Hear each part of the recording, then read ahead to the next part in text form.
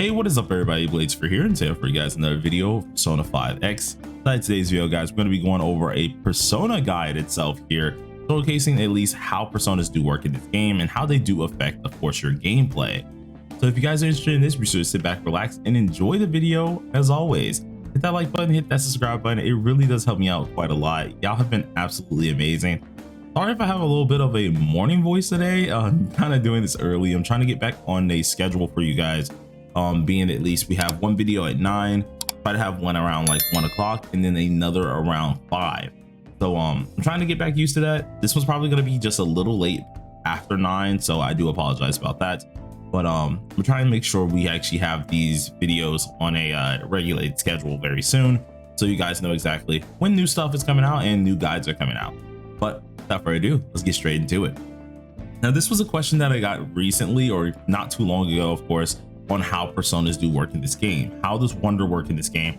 In which I did do a wonder build guide like I think 4 weeks ago. I'm going to redo that once again for a lot of you guys, because of course some of you guys are new to the channel, so I'll be redoing that as well very soon.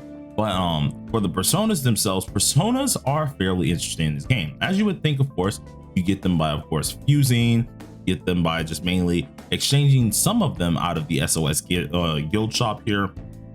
It does help you out quite a lot with this. Other ones, of course, the very low grade type personas, you're able to get them from just fighting random shadows, of course. And then other ones, you're actually able to farm out of the persona farms themselves to then, of course, have them in your compendium.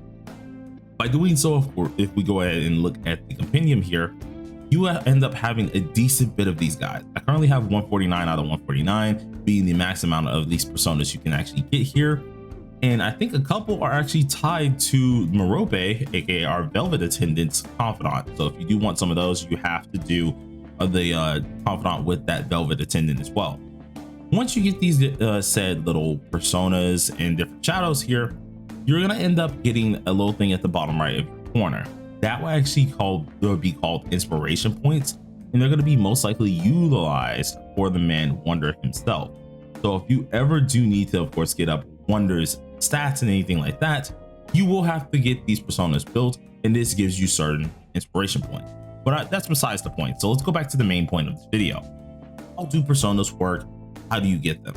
Well, they did say some of them are lower grade, so you can just get them by doing small battles, and then other ones you do have to craft. So if we go ahead and look at the actual compendium here, or at least the fuse area, you'll see that I have a ton of personas here that you're able to go ahead and craft of a different type of grade. There are different rarities of personas too. You actually have the blue rarity, you have them being aka the lowest type ones, and then you have their actual ranking. So even though a persona is a blue rarity or like a yellow rarity, for example, that doesn't awfully mean that their ranking is always going to be 2. In fact, some of them can be yellow ranking, or at least yellow rarity, but be a ranking of 6. This is just gonna go into their grouping titles here, in which kind of determines their overall max level system here. So certain rarities and in their rankings will only allow them to go so far as a build, and will only allow them to go so far as a level up. For example, we have the rainbow rarity, which is the highest rarity you can go ahead and get. Usually you're going to be crafting these quite a lot, but they will always have a max level. Their max level without any of their dupes, until you at least craft more of them to get their said dupes, their max level will always be 70. Well, if there was a persona that had if there was a persona that generally was able to be like rarity or a rainbow rarity to have this ranking, they're actually going to be maxed out at 60. As you guys can see, you can't go any higher than this until we get them, of course, a certain amount of levels. The same does apply for at least the yellow part, and at least their rarity themselves, or at least their rarity and their ranking. It's always going to be kind of weird. It sounds a little weird to explain at first, but it's way simpler than you do think. Now, when it comes down to actually merging these guys, you do need certain personas to actually go ahead and do so. Some are very expensive, in which if you see these rainbow coins, they're definitely from different fusions. Some of these are actually just regular fusions, and then others, if you did farm up some of them, you can actually exchange them out of the shop. So for example, I don't have Oberon. Oberon is one of the few ones that you actually have to go farm, and so normally you would go ahead and go back to at least the persona little area, in which we can just click this so you can see it. Oh wait, no, that's the actual shop here. Go to the persona area and it will be something like this where you can actually farm this up. Now, the difference with doing that is some of those set personas, in which I could actually give you guys a whole view of this here. It should be this second tab here, in which they're actually going ahead and at least separating them by their rankings. Higher the ranking, the harder it is to actually get them to drop. Lower the ranking, they drop more often. In fact, the devs saw that a lot of people on the higher rankings weren't able to get those personas as easy, so they ended up making a little bit of a grinding pity. For 5, you only need 2 pity here, in which by just doing this twice, you will guarantee yourself that specific persona. If you went up to 6, you would go ahead and actually have a 3 pity for some of these, 2 pity for the others, and so on and so forth. Well, if you didn't get lucky, well, you got that 2 pity right there. Next time you do it, you guarantee get that actual persona.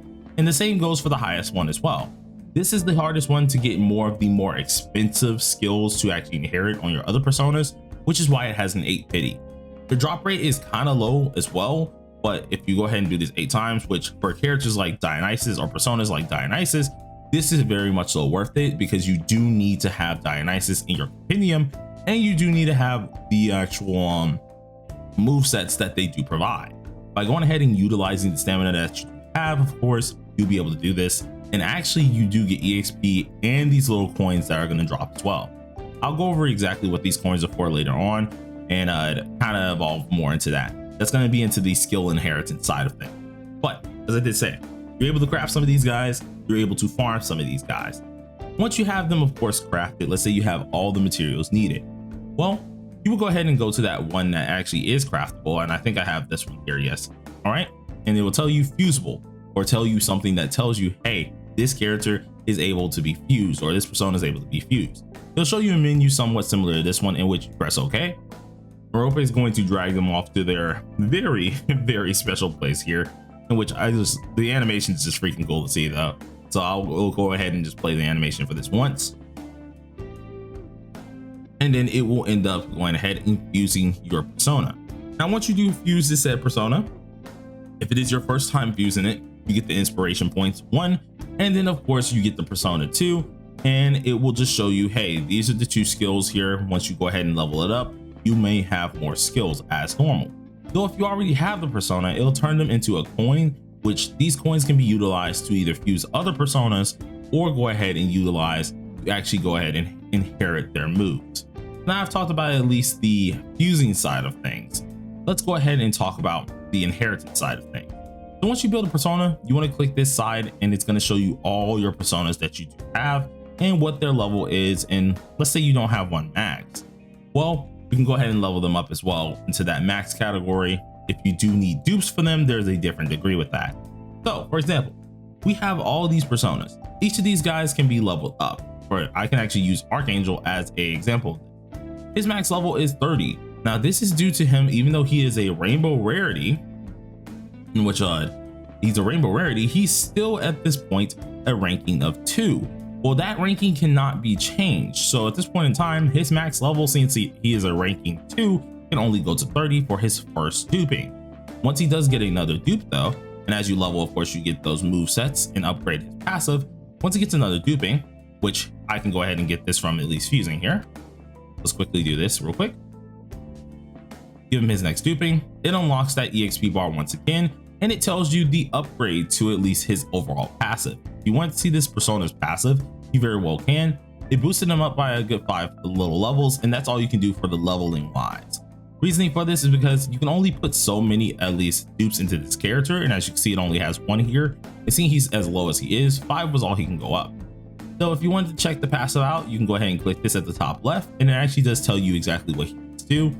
And at this point, he only has 3 slots that are available. This isn't anything that's too new to us as all Persona players at this point in time, because when you're building these guys, we all know what to do. You can either remove some of these skills, replace them with other skills. It's just that simple. But the question is, what if you want to be a little bit more meticulous with these? How does that work? Well, don't worry about that as well, because that comes in handy for at least the inheritance. So this second function is going to be your inheritance function here. pretty much all the personas that you have dupes of or anything of this matter, whether you've made multiple or you grinded multiple, you then can go ahead and select them here. Every persona that you end up selecting has different inherited skills, which is random RNG based. If you are very competitive inside of the SOS side of things, you really don't have to focus on this or like any daily content or anything that's like, of course, something you just want to grind out. But if you're doing like the ranking content, which is actually equalized prizes, by the way, hint, hint. And then if you wanted to do like guild boss content, this is where the real grinding and I guess the persona aspects really does kick in. Because at this point in time, not only do I have to get the crafting for this said persona, but then I gotta kind of hope that I also get the what is it called, the skill that I want. So for example, I can randomly inherit these 3 skills, being Curse Boost, Trigger Happy 3, and Megidolon. Well, go ahead and click. Look at that. That was the one I wanted. I got Megidolon at this point in time. It's now inside of at least this character's or at least this persona's little skill book, and I can go ahead and equip swords. Now you can only equip, as you see, I had 2 different passives here. You can only equip so many actual moves and so many passives. So as you can see, I can equip 2 actual moves. This third one, I cannot equip any more active skills. I have to equip a passive skill. This is kind of the same thing for other at least personas as well. When it comes down to the passive skills, you can very well throw multiple on here. It's mainly just your active skills that are going to be a little gated as well. So surely do keep that in mind whenever you're coming up with a persona build or your actual personas. But that's the easiest way to kind of explain inheritance. Pretty darn easy to figure that out there. And then of course, the third little function that shows you your overall persona, and you can go ahead and do different things with skills. Now Blade, before you get off the screen, what if I've inherited way too many moves? Well, don't worry about that. Go ahead and click this right here. And this allows you so you can actually get rid of any of these moves that you don't want. So if you don't want any regenerate 1, well, delete it out of your skill. And now you can learn one more new skill. Eventually there will be a time if you are rolling a bunch of these trash skills, where it'll be like, you have too many skills on this persona, so you have to delete some skills. That will be how you do so. And then you can continue rolling on that persona. It's not finite, of course, if your skill little tree, or at least your skill box gets full. So don't worry about that ever happening. But each persona as normal will have their at least advantages and disadvantages. So surely do keep that in mind and be very careful with what you're utilizing. Now, that was pretty much everything when it does come down to the persona side of things here. But for some of you guys, there are some smaller questions that you guys want to ask as well. You mentioned something about an exchange shop, Blade. What exactly are you talking about with that? Well, there are these coins that you get from the ranking system, in which the ranking system itself, all of us are going to want to do this because it gives you really good gems no matter what, every time the ranking system is here. And if you guys want a little bit of a glimpse of this ranking system, it looks somewhat like this. I haven't actually done it for real this week, so I got to get on that very, very soon. But with this ranking system, you end up getting these little coins. Now, everyone get these coins equalized pretty much, as you guys can see from, let's see if I can actually showcase it here. This little function here. Well, as you can see, going up from stage 1, you get 130 gems, 145, 155, 165, 175, and then everything equalizes from 5 to 6. At this point in time, the next thing that you really want to pay attention to is of course getting to 7 and 8, in which the rewards are still of course equalized, but the difference is going to be at least the coins that you're able to get. Now, these coins are going to be categorized here. This is your weekly amount. These are the coins for exchanging different personas. Now, don't worry. You don't have to be in the highest league to get the best amount of coins. As you can see, I'm in the highest league with only in the bottom area for 750 coins. Well, we go ahead and go into 8-star or 7-star. They pretty much get the same treatment. So if we go ahead and check this here, you get 600. The top of it gets 750. And if I'm right, the lowest that you guys go is, let's see, yeah, here it is. So let's go up to 2, because you can start earning these very early. Lowest that you guys go is 75. If I'm being honest, all free to plays that I do know currently are all into the 6-star or the 7-star. So if you guys are up here as a free to play, no matter what, you're getting yourself a minimum of 600. And if you're up here in the 6-star one, you're getting yourself a minimum of 488, in which most free to plays, if they are really slacking, they're still in this bracket to at least get 525, which is enough to exchange a persona. Now this persona shop is a little easy to find here. Of course you wanted to go ahead and find it to actually exchange these said personas, don't worry, that's also easy.